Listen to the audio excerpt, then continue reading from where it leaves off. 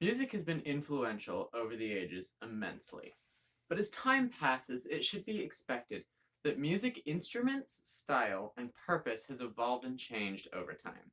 Today, we will be looking at the evolution of music from the 19th century all the way to today. Instruments of the 19th century.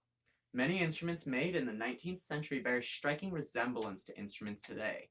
The reason for this is that most modern instruments are just an evolved version of their past counterparts.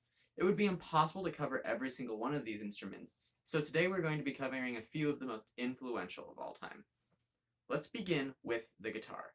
In 1838, Frederick Martin of New York created the steel-stringed guitar. He lived in New York, America. Guitars at this time had been around already, but the difference was that his guitar used steel strings. That's why it's called the steel-stringed guitar. All other guitars at this point in time were using lamb guts and intestines. It was called a catgut guitar. The reason he did this is he wanted to take the banjo player, who was primarily playing country music at the time, and put them onto the guitar. He used steel strings because that's what banjos use on their strings. The key to all of it was the steel stringed, and that is why we have this steel stringed version of the guitar today, all thanks to Christian Frederick Martin. On December 20th, 1859, Steinway and Sons created the grand piano. This was called the Great Steinway Invention. Steinway and Sons was able to receive a patent for the grand piano and became the largest piano retailer in America at the time. Steinway and Sons was founded on the 5th of March, 1853, and was and still is a gigantic piano retailer. The idea was to use this grand piano as an endorsement with other musicians and eventually make the whole world know the Steinway name, which worked out very well for them. In 1876, Alexander Graham Bell patented what many people always seem to overlook as an instrument, but has certainly had a tremendous impact upon music. This is what we call the microphone. The microphone of that point in time looks very different from the microphone of today. It essentially works by taking a wire and transmitting electric waves and then turning them into a sound wave of waves, and it transmitted audio signals on the other end. So near the end of the 19th century, a notably mixed-race drummer, he was half African and half Caucasian, he lived in New Orleans. His name was Edward D.D. Chandler, and he had a great invention. D.D. was a drummer in New Orleans who played with both the elite and the poor of his time. Only a single picture exists of D.D., and there's not much known about him. For this reason, he's somewhat of a musical legend. It's not known exactly when this happened, only that it was at the end of the 19th century. Dee wanted to play multiple drums at the same time, which seemed impossible in the end of the 19th century. The reason for this is because you would have to have multiple drummers all get together to play each individual drum when you created a symphony or a song, and that was just not very cost effective, and it just wasn't very enjoyable. So what Dee did is he created the first drum pedal, which allowed him to play the kick drum and the snare drum at the same time. This is very influential, and every drum kit uses this model. This leads into the evolution of music, starting with the drum in 1909. So it was William F. and Theodore Ludwig who created the first ever spring-loaded drum pedal in 1909. This spring-loaded drum pedal made it so that drummers could play for far longer, not have to use as much endurance, and the sound would be bigger and just it sounded better in general. So that was their first great invention. But just a few years later, in 1989, 1918, sorry about that, the brothers once again revolutionized drumming. The beginning of this revolution of theirs, the second piece of it, was the modern drum kit. They created the first ever drum kit to just, it's what we base all of them off of. It had a bass drum, a snare drum, it had the kick pedal that they had made, and it had a single cymbal. This was really the modern drum set that we use now, and people just began adding more pieces to it for personal preference. So that's the modern drum set. And that we've been using that model all the way since 1918. So that just goes to show music for you.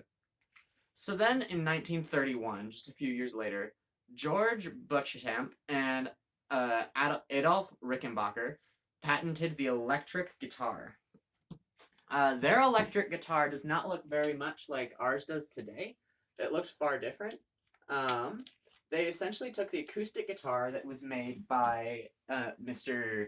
Christian Frederick, and they put these things that are on it. It's called pickups, and a pickup basically lets you plug in the guitar to an amplifier, and this is what they used, and that just made the sound bigger and it sounded louder. People can still do this with electric guitars today. It still happens. It's just not the preferable sound that people want. So that's why this model was just it just didn't work out. So in 1941, Les Paul, he creates the solid body guitar. And the solid body guitar is what basically all of our guitars are modeled off of now. It looked a bit like this. It was a solid body guitar, and it had the pickups in it, and it had the steel string, so it's just like the best of everything put together. So that was in 1941. Unfortunately, he did not have the resources to produce it yet. So what happened is his name was Leo Fender, and Leo Fender goes ahead and he releases his guitar first in 1951. So now we've got Les Paul, who created his guitar back 10 years before but couldn't put it out yet, and then Leo Fender puts his out, and he gets all the credit for inventing the solid body guitar.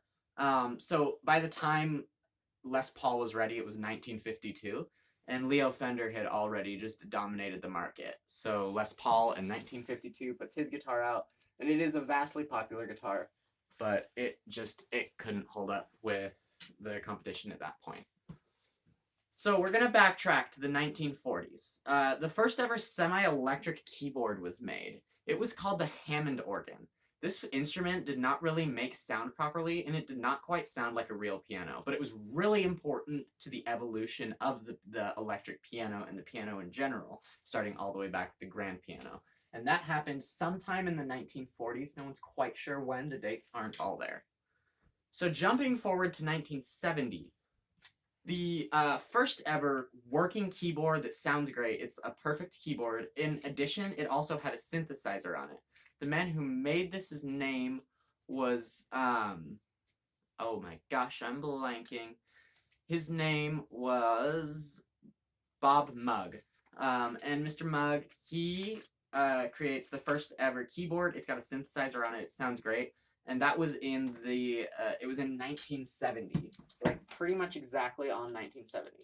And this keyboard is what we base all of our keyboards off of today. It was just incredibly influential. It's what every keyboard is based off of to date.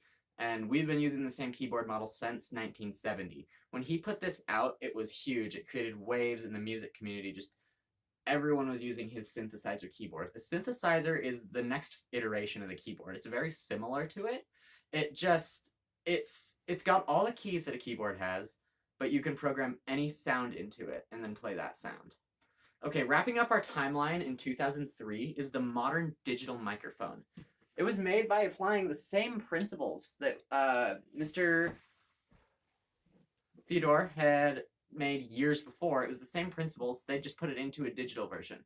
It was created by a group of engineers at George Newman and was named the Solution D D001. This became the most common and important used microphone today. So, in conclusion, music did and always will evolve, but instruments of old will always be used. Most musicians